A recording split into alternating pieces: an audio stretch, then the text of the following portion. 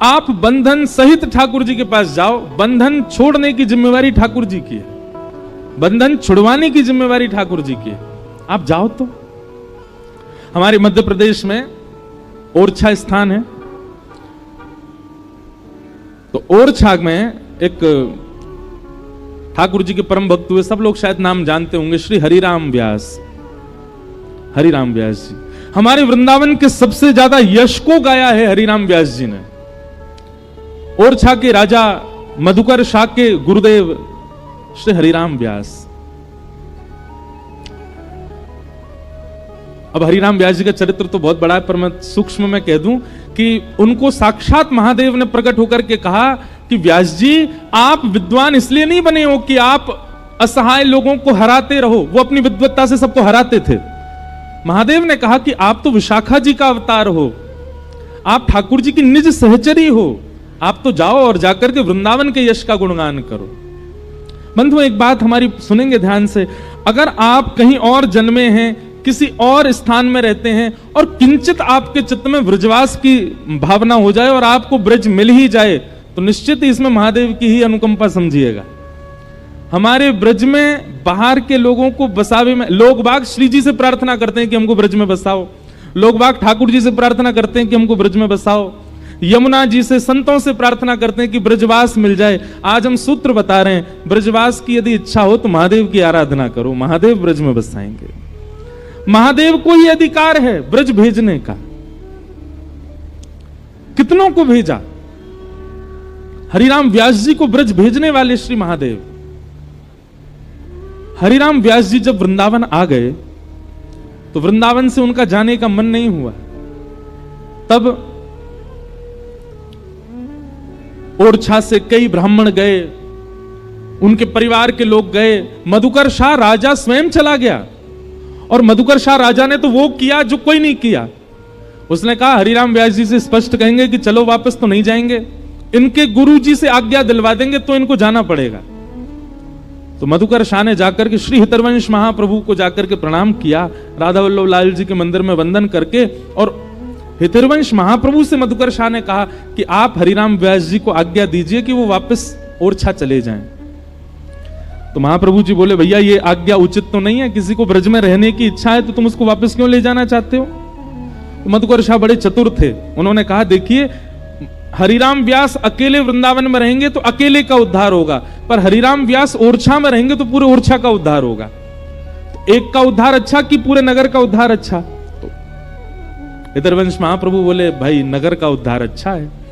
तो बोले आपसे प्रार्थना है कि आप इनको आज्ञा कर दीजिए कि ये वापस हमारे साथ चलें। तो महाप्रभु जी ने स्वीकार कर लिया, ठीक है हम हरिराम व्यास जी से कह देंगे कि वो वापस आपके साथ चले जाएं। बहुत अच्छा पद है उनका, मैं वही ढूंढ रहा हूं। वाह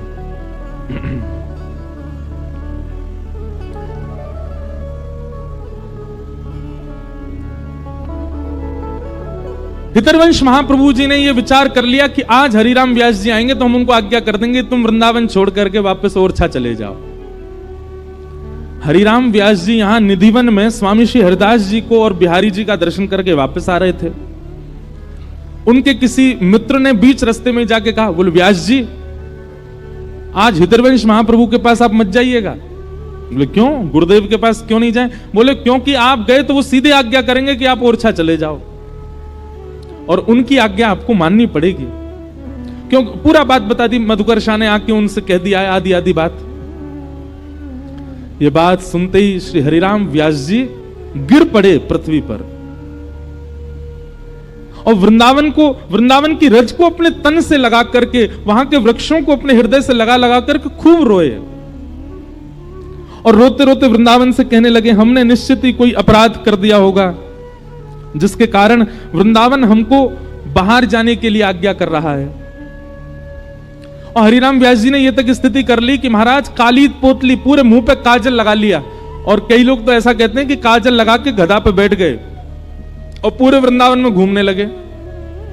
ऐसी उनकी स्थिति हो गई कि वे अपने वश में नहीं थे।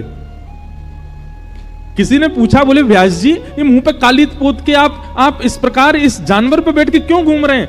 तो हरिराम व्यास जी बोले वृंदावन त्याग के जिसको जाना पड़ता है उसको ऐसे ही जाना चाहिए, क्योंकि सौभाग्य से मिलता है वृंदावन। और कोई वृंदावन छोड़ रहा है तो उसकी स्थिति तो यही होनी चाहिए कि वो किसी को मुंह ना दिखावे, वो ऐसे वाहन पे बैठ के ही डोले। ऐसे विचलित से हो गए हरिराम व्यास जी। हितरवंश महाप्रभु जी ने जब हरिराम व्यास जी को देखा तो ओरछा के राजा मधुकर शाह जी से कहा, देखो व्यास जी की स्थिति देखो, वृंदावन को त्यागने के लिए ये बिल्कुल राजी नहीं है। अगर ये वृंदावन से तुम इनको ले भी गए ना, ये प्राण त्याग देंगे अपने, ऐसा मत करो। मधुकर शाह जी तब वापस लौट गए और मधुकर शाह जी ने कहा कि भाई हरिराम व्यास जी को अब इनका परिवार ही ला सकता है, तो फिर परिवार भेजा। अब परिवार के लोग जैसे वृंदावन में आए तो हरिराम व्यास जी वृंदावन में रहते थे, आनंद करते थे। परिवार वालों से बचने के लिए कुंज निकुंजों में घूमने लगे हरिराम व्यास जी। और तभी आपको घंटे घड़ियाल की आवाज सुनाई दी, राधा वल्लभ लाल जी का महाप्रसाद बट रहा था। हरिराम व्यास जी सबसे आगे खड़े होते थे पंक्ति में, लेकिन आज परिवार वाले घूम रहे वृंदावन में तो इतना विलंब हो गया कि कैसे पहुंचे। अवसर पाकर के हरिराम व्यास जी दौड़े राधा वल्लभ जी के मंदिर की ओर। तब तक प्रसादी बट चुकी थी सब में। हरिराम व्यास जी जब तक पहुंचे सब में बट चुकी थी। अब हरिराम व्यास जी बोले, आज तो हमारा नियम टूट गया, हमको प्रसादी मिली नहीं ठाकुर जी की। तभी वहां झाड़ू लगाने वाली कढ़ी पकौड़ी आदि सब पा रही थी। हरिराम व्यास जी गए और उसके आगे हाथ पसार के खड़े हो गए, बोले, बहन आज मुझे प्रसाद नहीं मिला, आप अपने पात्र में से कुछ प्रसादी मुझको दे दो। अब यहां हरिराम व्यास जी उस मेहतरानी के आगे हाथ पसार के बैठे थे, इतने में ही उनका परिवार वाले सब वहीं आ गए और वो दूर से हरिराम व्यास जी को देख रहे थे। और सब घर के लोग बोले, अरे राम राम राम, देखो ये व्यास जी क्या कर रहे हैं, इतने विप्र कुल के, इतने ऊंचे कुल के, इतने विद्वान हरिराम व्यास जी वृंदावन आके पागल हो गए, एक मेहतरानी के आगे हाथ पसार रहे हैं। मेहतरानी बोले कि मेरे यहां का प्रसाद आप ले नहीं सकते, मेरे हाथ का छुबा आप नहीं पा सकते नाथ। हरिराम व्यास जी बोले, क्यों? बोले, क्योंकि मैं मेहतरानी हूं, झाड़ू पोंछा लगाना मेरा काम है, आप मेरे हाथ का स्पर्श किया प्रसाद नहीं पा सकते। हरिराम व्यास जी बोले, अरे प्रसाद मेरे हाथ में आवे चाहे तेरे हाथ में आवे, पर वो प्रसाद हमेशा प्रसाद ही कहलावे। प्रसाद जब भेद ना करे कि मैं विद्वान के हाथ में जा रहा हूं कि मैं मेहतरानी के हाथ में जा रहा हूं, तो फिर मैं और तू इतना भेद क्यों मान रहे हैं? प्रसाद तो प्रसाद है, वो ये ना देखे कि मैं कौन के हाथ में हूं, चल जल्दी कर अब मुंह को दे दे। और इतने में मेहतरानी ने कढ़ी पकौड़ी हरिराम व्यास जी को दी और हरिराम व्यास जी तुरंत पा गए। अब इस दृश्य को देख करके व्यास जी के परिवार के लोग बोले ये अब हमारे किसी काम के नहीं है, ये पागल हो चुके हैं। हमने सुना था कुछ दिन पहले गधा पे डोल रहे थे, मुंह पे काली पोतली थी, और आज बताओ इनको ये विचार नहीं कि किसके हाथ का पाना चाहिए, मेहतरानी के हाथ की पकौड़ी खा गए। परिवार वाले आए तो थे व्यास जी को ले जाने, पर स्थिति देख करके व्यास जी को ही छोड़ के चले गए, बोले अब हमारे किसी काम के नहीं है। तब हरिराम व्यास जी ने ये कुछ पंक्ति गाई, ध्यान से सुनिएगा, वृंदावन से प्रीति करने वाले बहुत ध्यान से सुनना।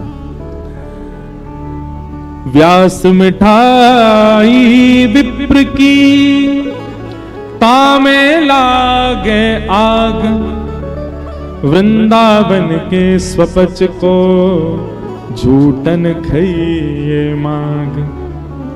वृंदावन के स्वपच को रहिए सेवक होए, पासों भेद न कीजिए पीजे पद रज धोए। व्यास कुलीन निकोटि मिल पंडित लाख 25, स्वपच भक्त की पनही तुले न तिनके शीश। व्यास स्वपच बहुतरि गए एक नाम लवलीन, चढ़े नाभ अभिमान की बूढ़े बहुत कुलीन।